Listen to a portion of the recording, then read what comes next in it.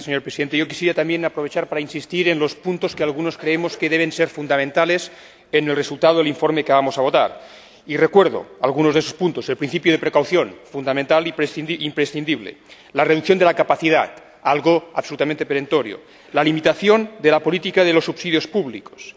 La mejora del control y la persecución del delito, sin tregua y con clara consecuencia para quien haga mal las cosas y inste a los demás a hacer mal las cosas, pero al mismo tiempo fomentar las artes sostenibles, la pesca sostenible, y ello implica necesariamente avanzar en la definición de lo que entendemos por pesca artesanal, algo que efectivamente necesita de una concreción mayor.